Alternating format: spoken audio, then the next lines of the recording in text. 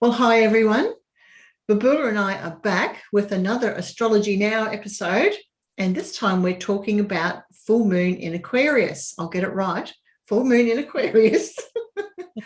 um, and isn't it interesting that you were saying before in the pre-chat, Babula, that the worldwide March is actually falling on the 24th of July, which is right on the full moon in Aquarius, which is about freedom. Yeah. Yes, exactly. Quite amazing. And on the east coast of Australia, like the exact timing of the full moon on Saturday the 24th is pretty much midday, like lunchtime, and that's when it'll all be happening. So Watch this space. it is pretty amazing, yes. And Aquarius is also, it's the people, isn't it? It's about the people. We hear that term people power. Well, it's true. It's actually true. Yeah. So we might see a lot more people than expected, perhaps. We certainly could. And I think as the, as the screws continue to tighten, so to speak, I think it's pushing more and more people to just go, wait a minute. But Aquarius means a lot more than just freedom. So why don't you take it away with the full moon in Aquarius and tell us all about it? Okay.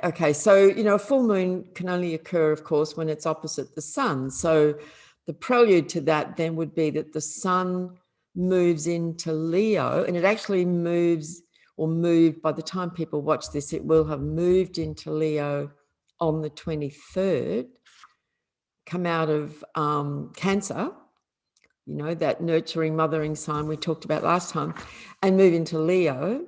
And literally the very next day, the moon comes into the exact opposition. So the moon in Aquarius opposite the sun in Leo. So an Aquarian full moon, really highlights all of these themes of the collective, humanity, community, people, the people. It's literally people, but it's also the people. And I always find this an interesting full moon because, you've got the two lights, the sun and the moon, really highlighting Leo, the individual. But Leo, on one hand, also represents what people, particularly in this arena, like to call the ruling classes. I was just thinking about that word, the elite, this morning, how they literally call themselves the elite. And I just think it's become a disgusting word because it's almost like they've called themselves that. And it suggests, doesn't it, as being superior, above, and looking down on the people. But yeah. I'd like to know whether the ruling class actually decided to call themselves elite. I'm not really sure. I'd have to look into that. Yes, I'm not really sure where it originally came from, that idea of them, they, the elite, the chosen, that idea of the chosen few, yes, the special ones. And that's not all Leo's about, of course, but it's one expression of Leo, the ruler, the king, the queen, the emperor, the prime minister, the president. It's also people have a public standing too, isn't it? Who that's right. Don't necessarily have to be that high up in the echelon, but certainly people are on stage, on the world stage, or even in our communal stage, That's right. And that can be people like could be performers and radio announcers and people who are doing this sort of thing, the podcast. Yes. Yeah. So in Leo we are seen, it's a sign that you can't hide in Leo. It's like, here I am, it's ruled by the sun. So it's very much about the individual. It's about me. And that can be a negative thing, like it's all about me and it's only about me. Or it can actually, on a more kind of profound level, actually, it's about the individual's sovereignty. Yeah. We've talked about this before, about not every Leo is like that. I mean, that's a classic Leo energy, but there, we know people who are Leos who want to hide in the background. And sometimes they're not forced, but they're the reluctant leader because no one else is doing it, that sort of thing. That's right. That's right.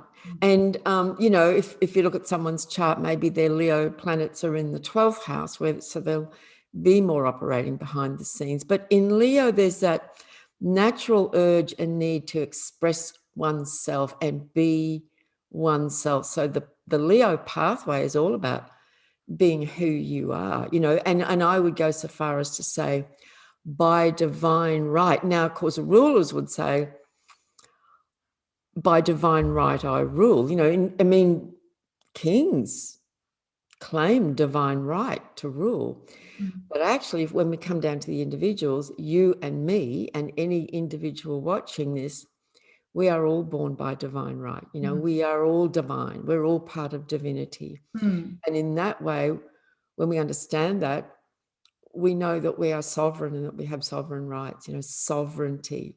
And then it's an interesting conversation to have with these two signs, because by divine right, there is such a thing as common law for the people, on behalf of the people. So Leo Aquarius is about the individual and the individual's rights and sovereignty, and the group and the collective, and they're having to play together, to work together.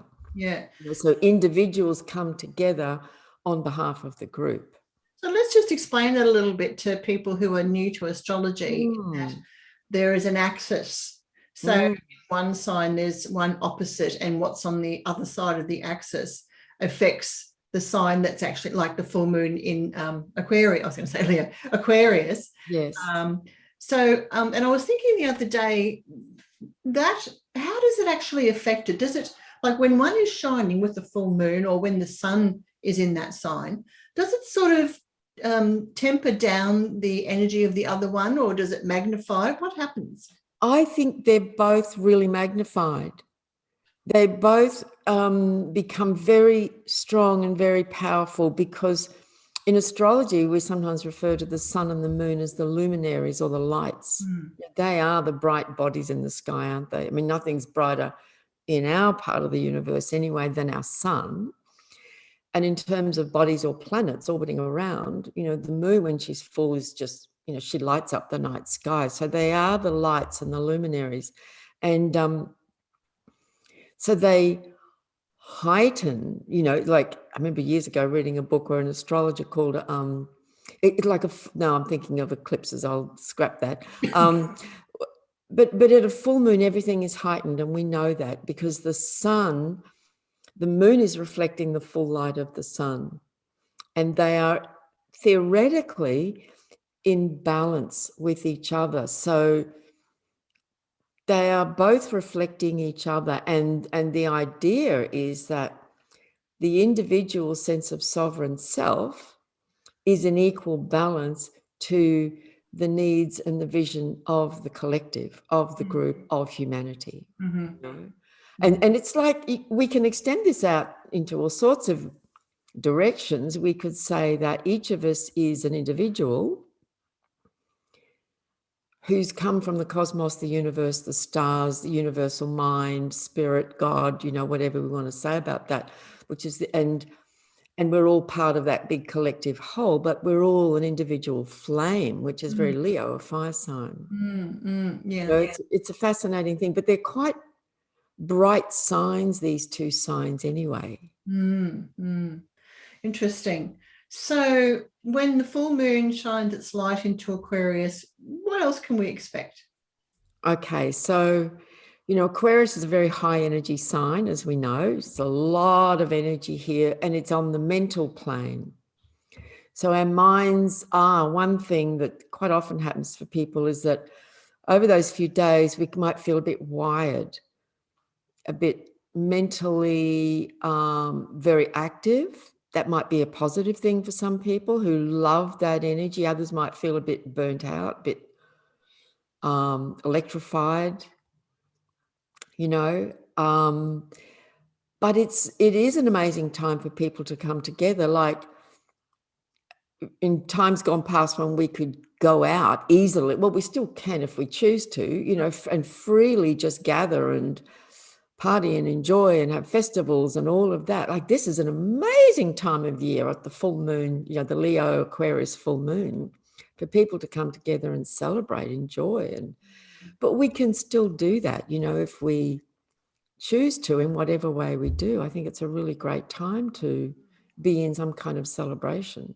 So if, say for instance, that we had been thinking about something for a while, because this is a, you know, an air sign, and we've been thinking about something for a while, when the full moon comes into Aquarius, can that sort of be like that ignition, like that bolt of lightning from the sky that says, okay, this is a little bit like a fire sign that initiates something, but this is more like a shining a light on something that I need to be doing this. I need to be thinking. Yeah. I need to be, like, it affects your consciousness. Absolutely. Absolutely. I think Aquarius is very much about consciousness. And you know, many think of this sign as the sign of, at its highest expression, if you like, of awakening consciousness. And you know, that it just brings to mind that idea of, you know, the 100th monkey, the number 144. You know, it's not like everyone has to wake up. As long as enough do, it catalyzes an energetic response in the collective field, and ripples and waves of consciousness move out, you know, into the field, and change happens. So yes, it's like light bulbs going on, you know, in relation to what you were saying, like something just gets switched on and we just go, oh, it's really clear to me what I need to do or what needs to happen. Yeah. The old, I think that's what you say. I still got my astrology training wheels on, but I think the old ruler of Aquarius is Saturn, isn't it? Which it can be quite restricting. Tell us a little bit about how the planets have been, like what Saturn's been going through Aquarius this year. So there's been this wanting to restrict that Aquarian, you know, freedom loving, I actually want to say willfulness, you know,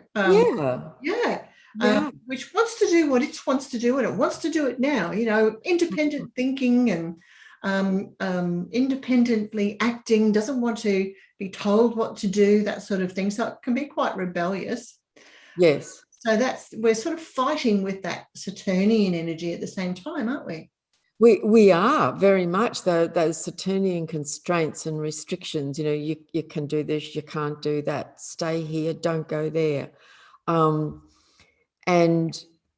it's a very interesting thing. You're exactly right. Saturn in Aquarius this year and next year, that's really becoming very evident. And that Saturn is making a square aspect to Uranus, which is the ruler of Aquarius. So it's like a double whammy going on here. And there's this tremendous pressure.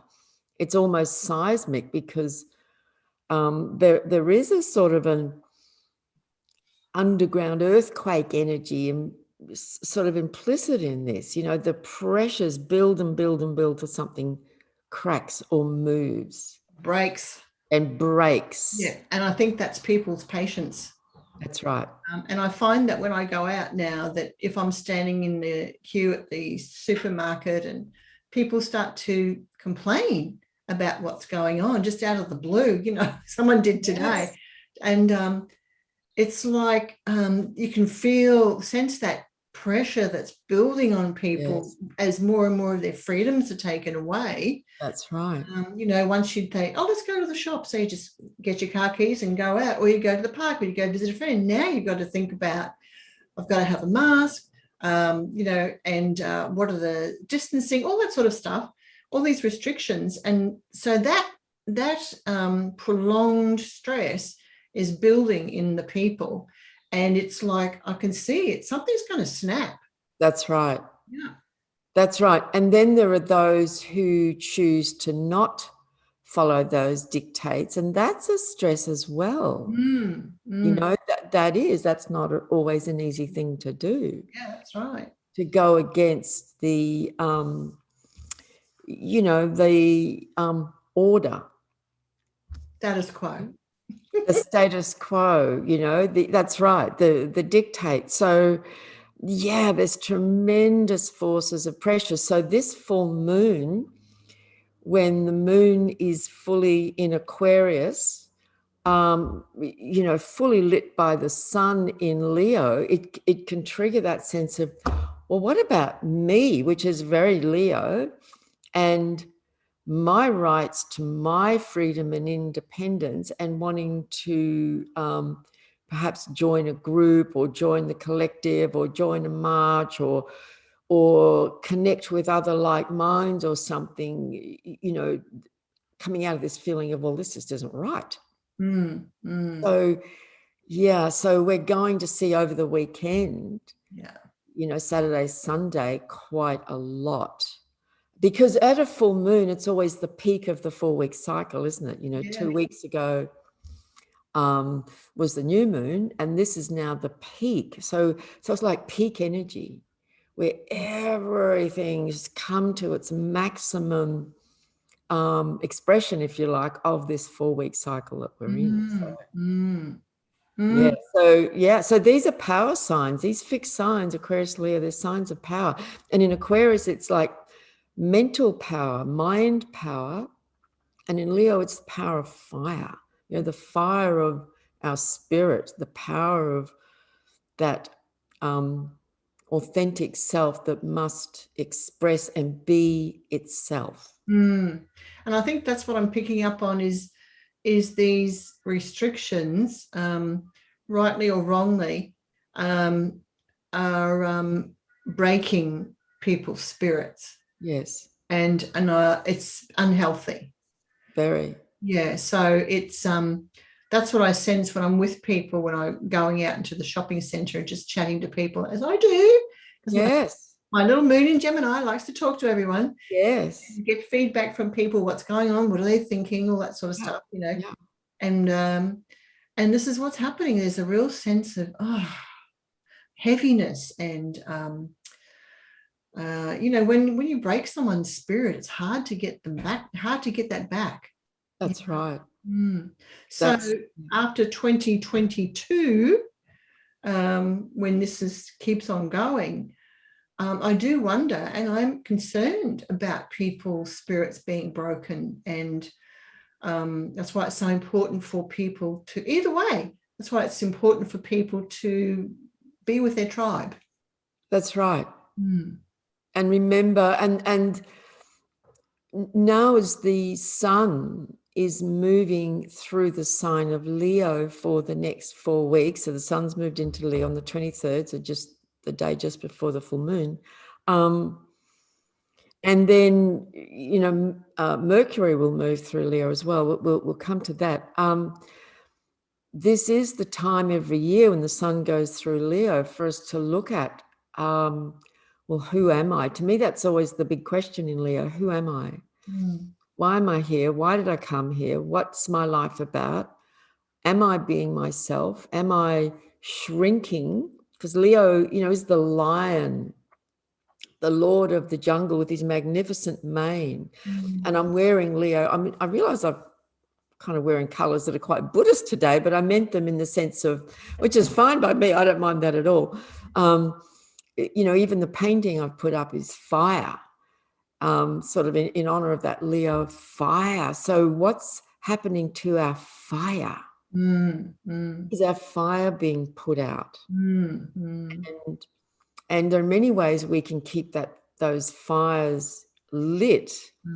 And in Leo, it's about expressing ourselves, any form of creative expression, joy, fun, play, having fun with people, playing with children, getting your friends around and just having fun. You know, that's why I'm doing these painting parties. It's for people to come together and paint and play and have fun. Exactly. You know, Leo's a great time for that. So that's so important to keep, so that our spirits just don't go out. You know, like it's like someone throwing a bucket of water over them. People are exhausted, they're fed up. But if we get fed up enough, sometimes that can really light a new fire. So we might see I suspect a lot of interesting things over the next 4 weeks, and certain individuals are going to be stepping forward. Leaders, because Leo at its best is also leaders. Now, leaders, of course, can be completely abuse their power and just take over, or natural true leaders can step up and be an example of, you can do this. Yeah, you can do this. Yes, yeah. Express yourself, speak, use your voice, be seen, don't hide it away. And so this full moon is really going to, I think, wake that up. That's great. Yeah. So what other planets are coming into the mix over the next couple of weeks? Okay, so I want to backtrack a little bit because there's something I want to bring in that happened a few days ago and will be in effect for over the next 9 months. And that is that the Black Moon Lilith on the 18th moved into Gemini. Now that's a thing that I'm particularly interested in. And the Black Moon Lilith has got a lot to do with in simple terms, the oppression and repression of the feminine principle that we've been living under on this planet for a long, long time. So it's the oppression of women, the domination and rape and plunder and pillaging of the earth, of nature herself, which is fundamentally a feminine energy, and of the indigenous peoples of this world. So just simply when the Black Moon Lilith moves through different signs, and she's in a sign for 9 months, we get to see and experience in ourselves what's been repressed and denied in the collective, but also in ourselves, and what needs to happen here to reconnect with that. So in Gemini, it's got a lot to do with our voice, speaking. We might find ourselves wanting to say something but holding back because we're afraid, or there might be consequences, or because of old programming, from childhood, generations and generations historically. Oh no, you can't say that. Oh no, something would happen if I said that. And women I've met over the years with the Black Moon Lilith in Gemini, was there when they were born, they're so often the ones who will just speak out regardless, especially if they see someone being mistreated, abused, spoken down to. They just won't have it. Yeah. Call them out. Yeah. So, we see that a lot in the Australian political arena in Canberra. So I think we're going to see a lot more. And women speaking out and speaking up. And when that Gemini energy comes from the Black Moon Lilith place, it can do so with a lot of ferocity and power and really forthright and, rock the boat. So I just wanted to that might be of interest to some. So she's now come out of Taurus and is in Gemini. The sun's gone. A couple more things. We're at a very interesting time right now where I notice, it really got my attention.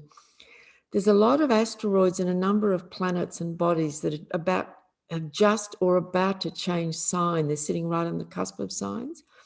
Hygeia, the asteroid goddess of healing and medicine, just moved into Virgo, the sign of health and healing and illness. So she's bringing healing energy there. And of course, what's going on is under the, the issue of health is very up. That's right.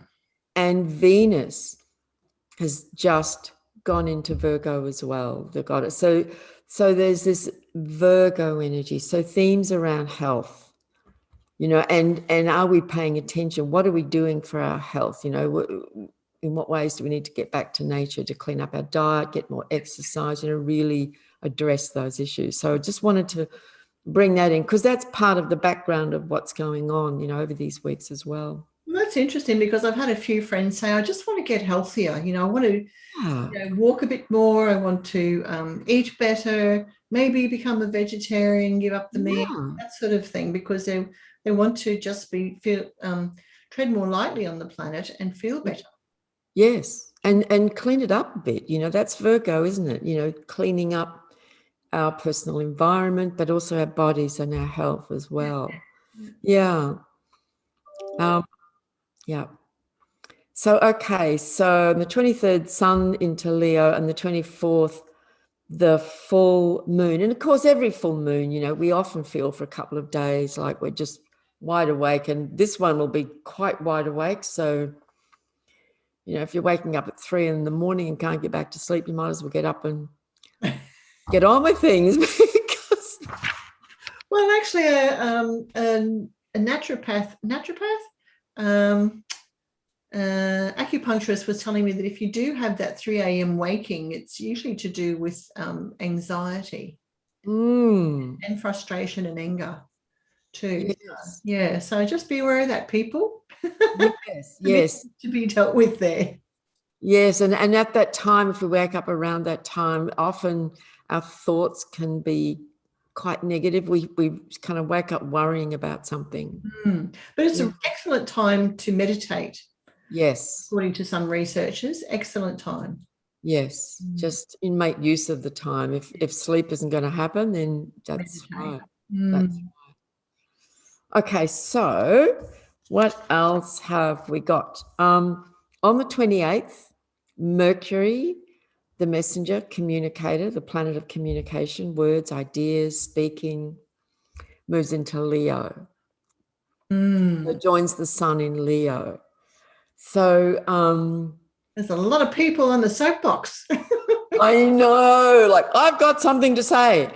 Yeah, well, it reminds me of those times gone by when I was much younger, where people would have an actual box that they would stand on the corner of the streets in Brisbane, and I remember standing there listening to what people were saying, and I loved it. I thought it was great, and I thought, actually, now I think about it, that's very Aquarian and Leo, and it's very, yeah. It's very Leo Aquarius, isn't it? I've got something to say, and you stand. That's what we call it, the soap, because they were old wooden soapboxes. Yes, way right. Yeah. I know Hyde Park in Sydney was famous for that, wasn't it? Yes, I remember. I know there was someone who used to stand on a ladder and just talk every Sunday afternoon. Yeah. I always think, Leo, give the man or woman a microphone. That need to express, and especially Mercury in Leo. And Leo is not a quiet energy. No. It's the lion's roar. It's loud. It's just naturally, my little grandson with a bunch of planets in Leo is just such a joyful, radiant being, but he gets really loud, and he's only a few years old, but yeah, it's just naturally loud. Yeah. As long as people don't shout other people down. That's right. That's right. So, okay, so Mercury goes into Leo. Now on the same day, on the 28th, so here's something interesting. Our friend Jupiter, planet of expansion, optimism, truth, the search for higher truths and meaning and so on, I'll just tell a little background story, moved into Aquarius in December of last year with Saturn. So Jupiter's been in Aquarius and there for most of this year, but about 2.5 months ago, he moved forward into Pisces. It got to 2 degrees of Pisces, turned back, and on the 28th, the day Mercury goes into Leo, Jupiter actually crosses back into Aquarius. Oh, goody. I know. So he hasn't finished. There's more to do there. So he's bringing that tremendously expanded energy into Aquarius. Yeah. Yeah. And I'm thinking last year, we were saying how if Jupiter wasn't with the pack rats that were going through Capricorn last year, that we wouldn't have had any,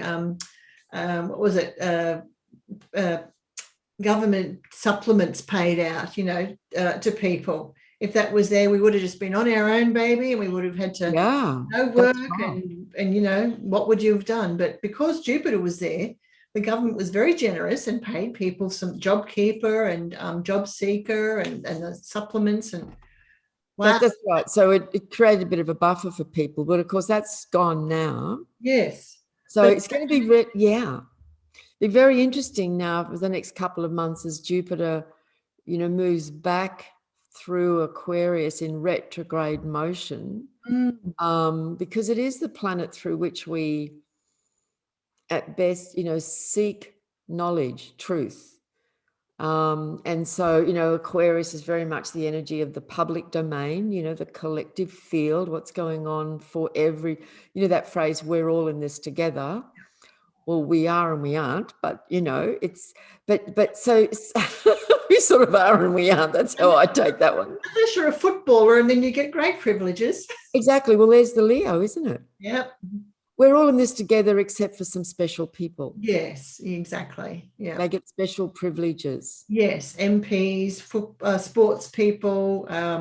That's right. That's probably about it. MPs and that's right. And a few special, entertainment stars. Yeah, that's right. Still on full salary and freedom of movement and so on and so on. So we're not cynical about that, are we? Well, this is the Aquarian energy. It's the great equalizer too, isn't it? That's right. It says if it's good enough for you, it's good enough for me, and vice versa. That's right. That's right. So that's an important energetic shift. And it's interesting, isn't it, that it's on the day that Mercury goes into Leo, the sign of the individual identity, and Jupiter moves back into Aquarius. So again, we've got that polarity going on between Leo and Aquarius. I'm just wondering some examples of how that might play out for people. Well, again, I think it's this is an interesting thought that's just come in.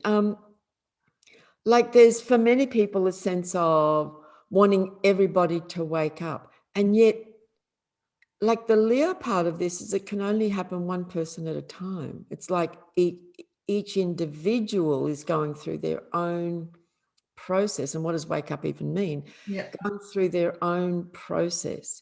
And the way I see it is every single one of us contributes to the collective whole and is a part of the collective whole. So each individual is in their own process, their own soul journey, their own karmic journey.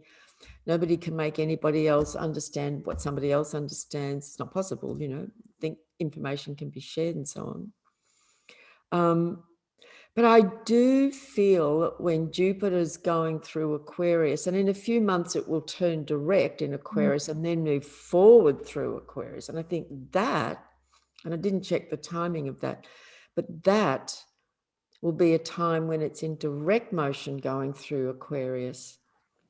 I think we're going to see a whole wave of a bigger consciousness moving around the world, like waves of awakening, really, really rippling out. I think these few months while it's in retrograde going back through Aquarius,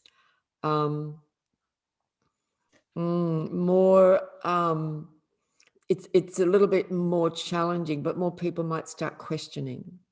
Yes, I was just thinking, did you say what was going into Gemini?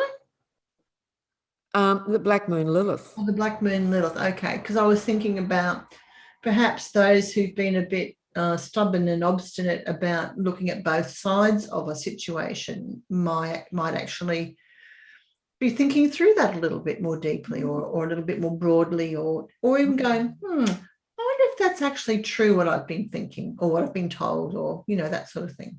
Yep, that's right. That's right. And the other thing is that I'm seeing in my work and just in my life, I'm seeing so many people going through their own individual intense processes about themselves and their own life and their relationships and their family and their friends and their beliefs. And it's like every single individual is going through their own pressure to change, to shift their perceptions. All of my experience of what I'm seeing, everyone's perceptions is changing and everyone's under a lot of pressure. People are making big changes in their lives, big choices often challenging ones. It's affecting relationships, it's affecting family, it's affecting where people live, where and how and what work they do, health issues, every individual, which then has an effect on the collective field as well. Well, you know what happens to a plant when you put it in a hothouse? It just flourishes, doesn't it? And its growth speeds up. Yeah. And I think what we're going to see is, as people are more and more under pressure and restricted, that we're going to see, not only we're going to see them say, or a large amount of people, maybe not the majority, but a growing amount of people are going to say, I've had enough of this. But we're also going to see that internalizing of that pressure, so that I think a huge amount of creativity is going to be activated. And remember that this is Aquarius, as you know, so we could see some wonderful inventions come out of this. Right. And this is in the historical, every time that something like this has happened to a country or a particular group of people, they've been hothoused. Where they've been hothoused, there's this great growth period afterwards. So we had things like the Renaissance, didn't we? And all sorts. I can't think of other things at the moment, but there are a million things. I know I was doing a bit of research about this, about the effects on a culture after they'd had huge earthquakes, for example, and loss of life, and after World War II, and all those sorts of things. After World War II, we had the 60s, didn't we? That's right. There's a whole new release, isn't it? Yep, exactly. So this hothousing effect, the pressure that people are living in, while it's frustrating at times, it's also doing things. Yes. It's doing things within us, and it's distilling down ourselves and potentiating us, so that then something goes boom, and it can be a great thing. That's right. Exactly. And everyone's in that process in their own particular way, aren't they? That's right. So, some people are just getting clear about, well, actually, I don't want that in my life anymore. I need to go that way. Yeah. That's a very good point. I like that a lot, that tremendous release that will come on the other side of all of this. Yeah. Wonderful. Okay, so on the 30th of July, Mars, which has been moving through Leo, moves into Virgo. So, we had a week or two ago the Venus-Mars conjunction in Leo. And then on the 22nd, Venus left Leo because she moves more quickly, moved ahead into Virgo, and then Mars comes behind and goes into Virgo. So Mars will be in Virgo for a few weeks from the 30th. That's what I mean. There's all these planets at the moment, right at the end of signs, or just at that 0 degrees, the beginning of a new sign. A lot of that energy sort of shifting. So Mars going into Virgo can be a period when the energy and the drive, it's a masculine yang energy, the drive of Mars and that impulse to do and take action will happen in the Virgoan energy field, which is about work, literally work. Yeah. People who are born with Mars in Virgo, man, do they have a capacity for work, just go, go, go, go, go. And to really roll up our sleeves and get on with stuff, whatever that is. And because Virgo's an earth sign, so it's very practical and pragmatic. And it'll be that urge to get organized, no longer just thinking about getting organized, but actually getting organized. And, making decisions and getting on with it, hands-on, doing something about it. And Virgo likes to be of service too, doesn't it? Very much so. So we might see some more volunteerism, perhaps. Yeah. Serving and helping and assisting and bringing improvement. That's where Virgo's coming from, in the deepest place. It's that sense of, how can I serve? How can I help? How can I make this better? How can I bring him? And it's a sign that has tremendous skills. So when Virgo says, how can I help? It's because actually I can, because I have all these skills that are useful. Yeah. So I guess because it's to do with health, there's a lot of people in the medical profession who'd be Virgos, would they? Yes, you'll see that all the time. I see it all the time in my work over the years, like nurses, people who work in all the, doctors who work in hospitals, alternative health practitioners, all the naturopaths, the chiropractors, herbalists, Chinese medicine, they all have Virgo somewhere strong. Mm-hmm. Not always Sun in Virgo, but Yeah. Virgo usually is very present. Yeah, yeah. So I'm wondering how that, because there's a lot of issues around essential services at the moment, and especially with aged care, with the aged care workers there. So I'm wondering if we might see some sort of movement there, something that's beneficial and helpful to those people. I certainly hope so. And what I would like to see, because Mars, is that yang energy, is a metaphor for the warrior. It's the warrior archetype. And when that warrior energy moves into Virgo, it might actually, one of the ways this might express is that people in the medical profession, certain individuals might start to stand up and to say, wait a minute, I'm seeing this, this, this, and this, and this. And it might kind of light a few fires in that arena as well, because they're right in the middle of all of this, aren't they? They're right, and they've got pressures from all sorts of sides. Yeah. So it could really spark a bit of that warrior energy, in that health arena, in that medical arena. So that would be an interesting one. I'll be kind of curious to see how that plays out. Also, I'm following the Gemini energy with the media too, and how it's changed, in regard to some things. Because if anyone's got any sort of message you need to get out, you can't do it if you're deplatformed. So you have to, if you want it publicly like that in a big way, you need the help of the media. And so I'm really interested that while some information isn't being shared, or once there's a one-sidedness to do with some information coming out from the media, all of a sudden we've got this release of information, or this pursuit of information regarding my other interest, which is UFOs. Yeah. And so they've done an about face on that particular subject, and I'm wondering why that subject, when there's so many others that are suppressed. Something's going on there. Something is definitely going on there.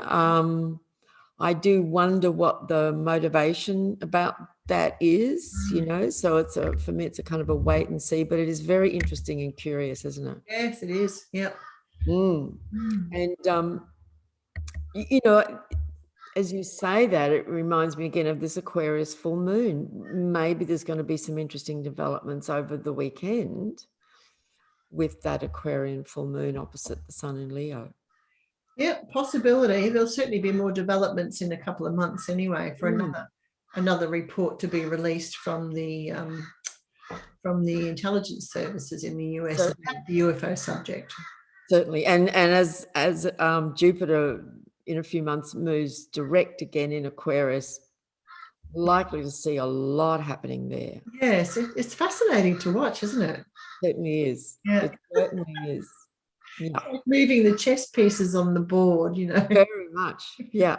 Yeah. I know. It's so kind of intricate and precise in so many ways. Okay, so let me see now. So all of that leads us then to the new moon in the sign of Leo, which will be on the 8th of August. Okay. So, with that full moon, new moon, which we'll talk about more next time, that's at 16 degrees of Leo on the 8th. So that's really seeding a new full week lunar cycle to give full expression to the energy of Leo, with the sun and the moon together in the sign of Leo. And Mercury will be close to that new moon as well, also in Leo. So we're in the middle of this current cycle, which is the Cancerian cycle. It's interesting, you know, like we're actually still in the Cancerian cycle, you know, which is very much about the personal and our personal domain and home and family and so on. But now in the midpoint of it, we're getting this full expression in Leo Aquarius. So that could even point to, there might be a lot of high energy conflicts, possibly even with the sun and the moon in opposition, you know, between individuals and their family tribe, because families are a kind of a tribe as well. Yeah, absolutely. It's our first tribe. It is, that's right. And Aquarius is very much the sign of the tribe, you know, and Leo is the individual in that. Because, you know, really, the true ideal of Aquarius isn't that everyone be homogeneously the same. No. Although that can be a shadow side, wanting to turn everyone into cloned replicas or automated cloned replicas is absolutely a shadow expression. But in truth, in Aquarius, it's a celebration of everyone's right to be a unique individual, and don't interfere with my right to be that as well. Yes. And that's how Leo and Aquarius works together. I'm an individual, and I celebrate this whole group of people over here who are all individuals. Yeah. You know? Yeah. I was also thinking Aquarius is to do with mass communication too, isn't it? So we could be looking at the internet. Yes. Things happening, you know, a lot of information coming out on the internet, or a wave of information that wakes people up, or those sorts of things.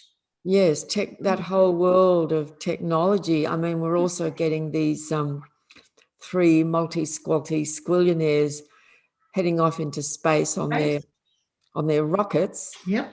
Which is a very interesting story as well. So, you know, that's this Aquarian energy also. It's had big ripples around the world, hasn't it? Yeah, and the first paid space tourist. Yeah. Yeah. And, you know, there's the wealthy, special individual who has the resources, you know, and to have these huge teams of people to create such a thing through technology. To go into space, look down at little planet Earth and feel like they're a sovereign of the planet. A bit extra special. I'm sure it took a lot of hard work to do it, though. Yeah, sure. Yeah, absolutely. Absolutely. But yes, so the new moon next month is going to be a really interesting, strong new moon to talk about, because it will be in opposition to the Saturn in Aquarius and square to Uranus in Taurus. You know, that Uranus Saturn square is the main astrological theme of 2021 that's really putting this pressure, this seismic pressure on. And the new moon next month is going to sit and activate that square very strongly. So yeah, in 2 weeks' time. Interesting. Well, more to percolate on, Babula. Yes. I have to go away and think about all this now. Write it in my diary, which is what I do, and I go, something's let me look at my diary. What's going on? Yeah, I do that too. I write all the main, you know, movements in my diary, and just and I don't, you know, I'm not someone who always makes all her decisions on a daily basis. I just live my life, but I do keep track of what's happening and go, wow, look at that. Yeah. I mean, I might make some decisions on it, but I certainly don't. Yeah. And when some people get a little bit down and I say, it's all right, this will pass soon, you'll be fine, you know. So it is helpful like that. It is, that's right. Yeah. You can see the light at the end of the tunnel, which isn't always the train. So that's nice. Right. That's right. Well, thank you once again. Thank you for all your knowledge and your time and sharing it with everybody. And I have learned a bit more. Every time we do one of these, I learn more and more and more. So that's wonderful. And we will be back next month. Next month? Yes, Yes, it is next August. month. For the new moon in Leo. So until then, we'll see you very soon. Bye, everyone. Okay, bye.